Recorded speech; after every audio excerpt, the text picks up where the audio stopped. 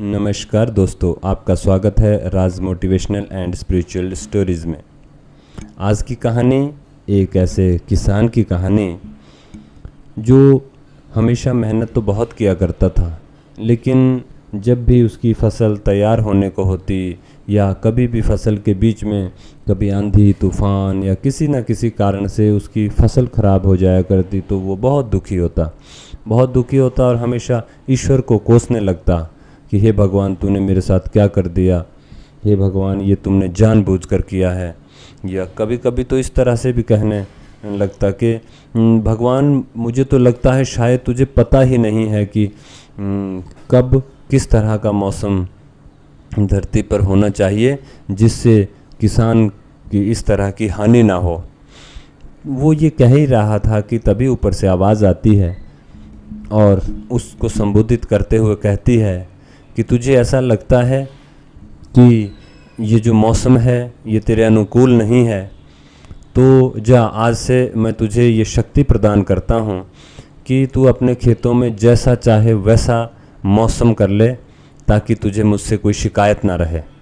किसान बड़ा खुश हो जाता है कि हाँ, अब मैं बताता हूँ कि किस तरह से फसल उग सकती है। किसान फिर से उस खेत में गेहूं की फसल उगाता है और अपने मन चाहे जब उसे जैसा चाहिए। अब उसने ना अपने खेतों में आंधी तूफान आने दिया, ना उसने बहुत ज़्यादा बारिश अपने खेतों में आने दी, ना उसने बहुत ज़्यादा धूप अपने खेतों में आने दी।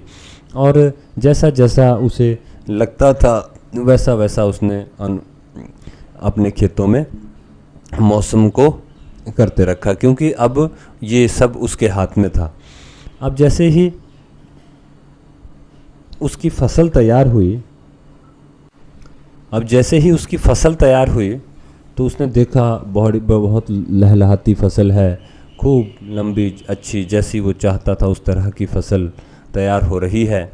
लेकिन जैसे ही किसान खेत में फसल को काटने के लिए गया तो उसने देखा कि गेहूं की बालियों के अंदर दाने तो है ही नहीं।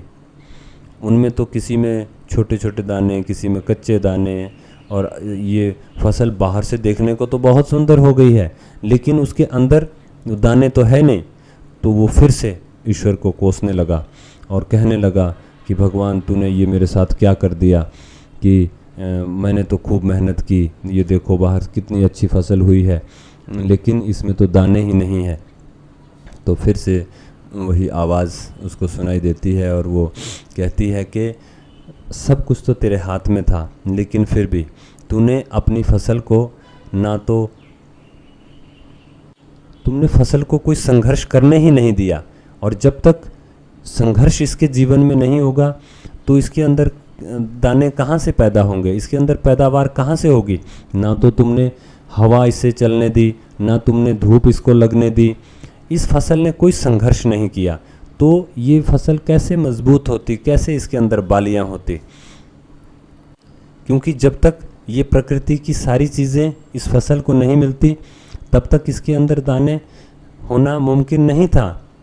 फिर किसान के समझ में आया कि हाँ, ये जिस तरह से भी मौसम मैंने इस फसल के लिए डिसाइड किए वो तो इसके लिए अनुकूल नहीं थे, और जैसे पहले होता था वैसे ही इसके लिए मौसम अनुकूल थे। और फसल सिर्फ वही गिरती थी जो फसल किसी काम की नहीं होती थी, लाचार होती थी या कमज़ोर होती थी।